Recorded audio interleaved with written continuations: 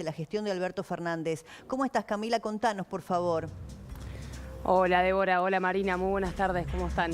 Bien, bien. Bueno, leíamos tu nota y la verdad que es impresionante, ¿no? Porque hay gastos que uno se pregunta, a ver, ¿por qué se hicieron? ¿Cuál era el sentido? ¿Cuál era la real idea y dimensión de la crisis que atraviesa la Argentina, ¿no? En el gobierno de Sí. Alberto.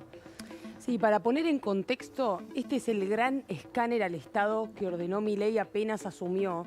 Le pidió a la Sindicatura General de la Nación que haga un análisis de toda la administración centralizada. O sea, estamos hablando de ministerios, secretarías, algunos organismos como ANSES o el INADI, el ex INADI. Entonces, lo que está haciendo es poner la lupa sobre esos organismos, qué pasó ahí adentro, qué irregularidades se detectaron, qué curiosidades cuestionables, podríamos decir, se detectaron. Y la verdad es que uno abre cada informe, son más de 1.500 páginas hechas a 100 organismos y en cada uno encuentra cosas que lo sorprenden. El periodo, Camila, no es la totalidad del gobierno de Alberto y Cristina, sino el 2022-2023. Exacto, fines de 2022 a fines de 2023. O sea, esto es un año, para cuando nos dé las cifras y de los datos, abarca un año del gobierno nada más. Imagínense ustedes. Exacto. Si lo tenemos que multiplicar por los 4 años, ¿no? Exactamente, porque la intención era no solamente por ahí detectar estas irregularidades, sino además dejarle una constancia a quienes están haciendo cargo de esas áreas de en qué situación se encuentran, cuántos empleados tienen, cuál es el salario promedio de esa área, cuáles son las más importantes contrataciones y compras que tienen vigentes. O sea, además hacerles una suerte de base cero para saber a dónde están parados los que se hacían cargo de esos ministerios y secretarías. ¿Te parece que repasemos algunos datos puntuales? Yo traje 10, pero Perfecto. no saben la infinidad más que hay, porque esto en realidad van a ir surgiendo otros, porque como les digo, cada área tiene sus propias debilidades y la SIGEN ha encontrado cosas, pero estos son 10. Es un poco la deuda que le reclamaban al presidente Macri no haber hecho, ¿no? O transparentado en sus primeros meses de gestión, ¿no? Anda contándonos, Camila. Bueno, a ver, uno que llamó mucho la atención, no es necesariamente una irregularidad, pero podemos cuestionarlo, es que la compra más importante que hizo el Ministerio de Desarrollo Social en el último año no fue de fideos, no fue de lentejas, no fue de otras legumbres, fue de yerba. Y algunos dicen, pero el valor calórico, el valor energético de la yerba es prácticamente nulo. O sea, no se llena la panza uno con yerba mate o tomando mate, ¿no? Entonces, de las 10 compras más importantes, lo que se denota es que 4 fueron hechas a yerba, más de 21.000 millones de pesos abocados a la compra de yerba. Después hay algunas compras de leche en polvo. Mira, acá tenemos la prueba, digamos, de lo que rescató la SIGEN. La primera compra es de yerba, 13.000 millones de pesos. Después le sigue una de leche en polvo, después otra de yerba. En cuarto lugar hay una adquisición de autos, de minicamionetas. Después viene frutos secos, otra leche en polvo y después yerba mate. O sea, son 4 compras de yerba mate que sumadas su total da que es la compra más onerosa que hizo el Ministerio de Desarrollo Social el último año de gobierno. Ese es un dato. Esa es gestión Tolosa Paz ya. Sí. No es Juanchi Zabaleta, es Tolosa Paz, ¿no? Exactamente, es gestión Tolosa Paz, efectivamente. Después pasamos a los empleados. Los empleados que en su momento, el año pasado, regía la prohibición de contratar nueva gente. ¿Se acuerdan que Massa lo había anunciado, que no se podía contratar gente nueva, no se podía agrandar la planta del Estado, como sí la planta permanente, ¿no? Sí, la planta ya permanente. desde Batakis venía esa disposición, ¿te acordás, Cami? Después la ratificó Massa. Exactamente, fue Batakis. Durante el periodo de Batakis fue muy corto, así que no pudimos ver si se cumplió. Yo sí evalué y analicé que la mayoría de las áreas durante la gestión del año pasado sí cumplieron con este mandato de no contratar gente nueva, pero parece que Gabriela Cerruti no. ¿Por qué? Fíjense ahí en ese cuadro, ven primero que la planta total se agrandó, 19%, y lo que particularmente creció fue la planta permanente, como les digo que estaba autorizado, olvídense de autoridades superiores porque que se sumó uno más, y el personal contratado pasó de 105 a 157. Ahí hay un aumento del 50% de gente nueva dentro de esa Secretaría de Comunicación y Prensa. Un número que, como les digo, estaba por fuera de lo que había permitido, lo que se permitía en ese momento. Y acá yo hablé con unas fuentes cercanas a Gabriela Cerruti, no nos dio respuesta, no quiso hacer comentarios. comentarios, hoy dice que es porque habían sumado a la subsecretaría de contenidos, que aparentemente tenía 52 empleados. Yo esa información todavía no lo pude corroborar. Que se supone que era parte de otra estructura y la absorbe. Supuestamente era parte de otra estructura. De vuelta a esto yo cuento la respuesta de Gabriela Cerruti, que fue tardía a la publicación de la nota, porque en ese momento no quiso hacer comentarios, pero sí pongo un signo de pregunta de que una subsecretaría con 52 empleados es una subsecretaría muy importante, subsecretaría de contenidos de 52 empleados. Pero tenemos otras TikTok, cosas sí. también. Tenemos otros temas también para mirar, no sé con qué seguimos, si me dan una mano con el tema que Ahí viene. estamos viendo las obras los de bienes arte. culturales, sí. Es un dato curioso este. Estas son las obras de arte que están dentro de la órbita de Cancillería. Acá no hay nada irregular, solamente que son datos que desafortunadamente no conocemos sobre el patrimonio público, o sea, el patrimonio nuestro. Pero fíjense qué interesante cuánto tiene la Cancillería, tanto adentro del país como en las embajadas afuera, en obras de arte. 19 millones de dólares. Más arte de argentino, arte precolombino, que están tanto en el Palacio San Martín, es decir, la sede de la Cancillería. Como en el exterior. Sí, sí. Exactamente, son 15 millones adentro del país, o sea, en las sedes de la Cancillería. Y claro, hay 4 aproximadamente en las embajadas, especialmente. Fíjense que son mucha más la cantidad que están afuera de las que están en la Argentina, pero la valorización sobre las que están en la Argentina es muy superior. Pero esto es un dato curioso en realidad, no es que compraron no habría 20 nadie millones regular de dólares en esto, no, claro. No, pero de vuelta, son datos que uno se pregunta, ¿cómo no se conocen antes? ¿No? O sea, ¿cómo no es información que no digo que todo el mundo la tenga en su cabeza, pero que esté a disposición en definitiva, de quien es, que es nuestra, ¿no? Es de todos los contribuyentes. Claro que sí. Pero después hay, más allá de estos datos curiosos, sí hay irregularidades detectadas que han detectado desde la sindicatura, a las que se refirieron en este informe. Hay una muy interesante en el Ministerio de Desarrollo Territorial y Hábitat, donde mencionan que no había chequeos sobre la finalización de las obras. O sea, lo que alertan es, ya acá no está habiendo un control. ¿Quién estaba, Ferraresi? Sí, Jorge Ferraresi, intendente de Avellaneda, en licencia, en uso de licencia, y además en su momento fue interventor de DESUR. Recuerdan que en un momento hubo una pelea muy importante con esa empresa de electricidad, distribuidora de electricidad, y Ferraresi fue el que la intervino. Renunció muy pronto, pero él era ministro de Desarrollo Territorial y Hábitat. Y lo que le destacan es, che, acá no está habiendo un control sobre que se terminen las obras. Incluso la SIGEN dice, si no hacen los chequeos pertinentes, están en riesgo de pagar cosas que no se hicieron. Particularmente ¿con qué? Con las viviendas. Son rubros sensibles y frente a lo cual, obviamente, lo que deberían hacer las autoridades es que si tienen esta sospecha, hacer la corroboración de si se evaluaron o no las finalizaciones de obra, y si no se hicieron, obviamente hacer la denuncia pertinente, porque tienen la obligación de hacerlo, ¿no?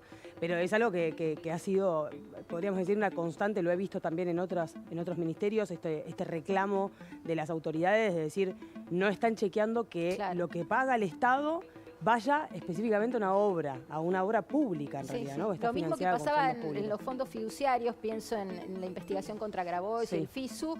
Bueno, uno dice ahí porque no había mecanismos de control y esa era la idea, que no se pudiera controlar, pero acá sí se debió controlar, con lo cual, bueno, deberían estar las denuncias penales si no hay finalización de obra. Sí, efectivamente. Les cuento otro que también me llama mucho la atención y este es preocupante por la importancia, digamos, de la tarea. Ustedes saben que el Ministerio de las Mujeres, Géneros y Diversidad estaba abocado. Se le cuestionó mucho de qué funciones tenía, ¿no? Pero una de las que sí tenía era atender el 144. Exactamente. Era atender el 144. Vecina. Que es el 144 es la línea de violencia de género. Ayelén era las denuncias. ¿No? Sí. Exactamente. Sí, perdón. Donde se hacen las denuncias. ¿Qué destaca el informe de auditoría sobre el Ministerio de las Mujeres? Dice que no había los controles necesarios y el sistema necesario para hacer seguimiento a las denuncias por maltrato, por abuso. O sea, la gente llamaba pidiendo asistencia al Estado, obviamente con la obligación del Estado de responder, y lo que me destacan es, acá no había seguimiento sobre los casos, o sea que efectivamente se deriven a donde se tiene que derivar, si es el Ministerio de Seguridad, si es la policía, si es la comisaría de la mujer, y hacerle obviamente el apoyo a esa persona. Digo, esto es una política pública, tiene que haber respuesta del otro lado. Y lo que destaca la CIGEN es que eso no existía, que no había un seguimiento sobre la línea 144, que es básicamente como decir que no te atienden el 911. Claro, o sea, es por básicamente supuesto, lo mismo. porque en general cuando se llama al 144 es una mujer en estado de vulnerabilidad total, de desesperación y víctima de violencia, que si no lo seguís el caso, bueno, ya vemos cómo termina, femicidios, ¿no? Muchas veces. Sí, sí, exactamente. Bueno, y sobre ese punto dicen acá no había control. Tampoco había control en otras cosas que también hacen a nuestro patrimonio, al patrimonio público. Por ejemplo, en el ámbito de la jefatura de gabinete de ministros había un importante galpón que está ahí en la zona de Barracas, cerca del complejo industrial argentino.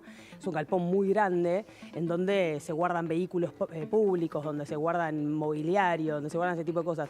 Y lo que le dice la CIGEN a la jefatura de gabinete es, che, acá no hay seguridad, te están intrusando el galpón. No hay ni siquiera extintores de fuego, digamos. Alguien tira un fosforito ahí adentro y se prende fuego todos los autos. O sea, el Estado que tiene la potestad y la responsabilidad de ir a, por ejemplo, corroborar que las obras privadas tengan las medidas necesarias para que no se incendien y te la pueden clausurar, digamos, en realidad el mismo Estado era el que no cumplía con esas medidas que va a controlar en otros, ¿no? Mira, ahí lo tenemos justamente. Dice, se observa la falta de medidas de seguridad en los galpones ubicados en la calle Benjamín Juan Lavice, a 1194, que permiten impedir el acceso de intrusos y por consiguiente evitar la sustracción de los bienes alojados en los mencionados galpones.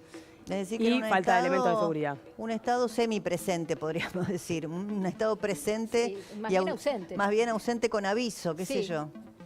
Y algo así, sí. Sí, en realidad podríamos decir presente en lo que quiere estar presente, ¿no? Porque después estaban bastante presentes en los supermercados controlando los precios, particularmente en algunas sedes y en algunos super. Irregularidades en erogaciones. ¿Se detectó también un abanico de casos? Sí, hay...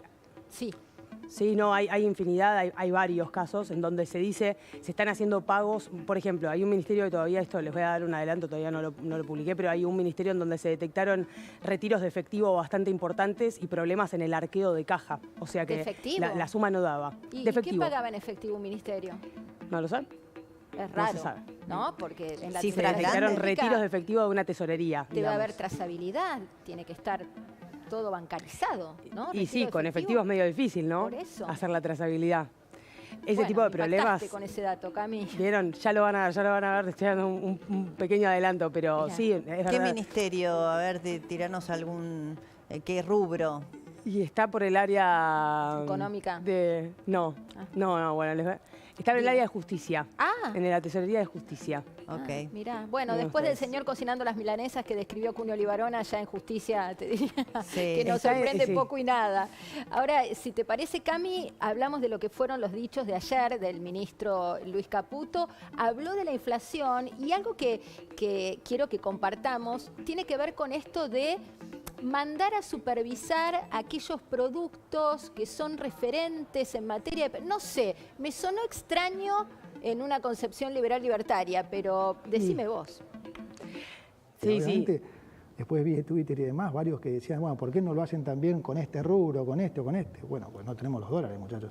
O sea, heredamos la tragedia del balance del Banco Central con menos 11.500 millones de dólares de reservas netas negativas. Entonces, obviamente, estamos priorizando lo que es más importante para la gente. Y yo ya le encargué también al secretario de Producción, Juan Paso, y al secretario de Comercio, Pablo Laviñé, que ya estudien cuáles son los otros sectores y productos que podrían importar. Que podrían también, que hoy están distorsionando, están jorobando más a la gente, o sea, que tienen los precios más alejados de la realidad, también para eventualmente poder llegar a eso. Digamos, pasó esto en la mayoría de los rubros, pero bueno, es también parte de lo que yo digo, la batalla cultural, esa psicología de decir, bueno, nosotros también desde el otro lado tenemos que poder cambiar las cosas para que esto funcione. No tiene nada de malo. Bueno, el diagnóstico es el mismo que el de la administración anterior, pero la solución es otra. En vez del control de precios y mandarte a los punteros, te abren la importación. ¿Sería esto? Sí, él justamente dice, algunos me criticaron por tener una postura similar tal vez a la que tuvo la gestión anterior, de sentarse a hablar con los empresarios o de mandarle cosas a los empresarios, de hablar de algunas empresas en particular a través de Twitter, o sea, públicamente marcando específicamente casos, como fue el caso, lo menciono porque esto fue recontrapúblico, el caso de Jumbo, cuando efectivamente sacaron las megapromos y empezaron a bajar los precios por unidad. Sí, o con y el lo café. que dice es, tal cual, sí, a Cabrales le exactamente. dijo, ¿no? A ver si usted me baja los precios. Sí. Sí. Bueno, entonces lo que dice, ya sé que me criticaron por esto, pero la diferencia entre ellos y nosotros es que la solución es distinta. El planteo que hacemos nosotros frente a esto es abrir el mercado. Algunos podrían decir, bueno, pero es selectivo, ¿no? O sea, por ahí algunas empresas de otros sectores le están diciendo, pará, ¿le abrís a ellos, a nosotros no? O sea, ¿cómo es la cosa? ¿Por qué esa discrecionalidad? La respuesta de Caputo fue, vamos a ir abriendo a medida que tengamos los dólares, porque claro que el Estado está haciendo un sacrificio de dólares abriendo las importaciones a los alimentos, porque esos dólares se van al exterior pagando cuentas en el exterior, ¿no? Y ahora va a ocurrir con 33 productos de consumo masivo, de higiene, de cuidado del hogar y obviamente de alimentos y bebidas. Claro, lo que dicen los productores locales también, que un poco fue puesto en la boca de Funes de Rioja, es bueno, si vas a abrir la importación, danos una situación similar a la de los importadores respecto del tema del dólar, de alguna exención impositiva, de diferimiento de pagos, ¿no? Para competir en igualdad de condiciones, ni hablar del costo laboral argentino. Tal cual. Es que el planteo cuando Caputo se sienta con los empresarios y le dice, ¿por qué los precios están tan altos? El dólar está estable, ¿por qué los estás aumentando a este ritmo?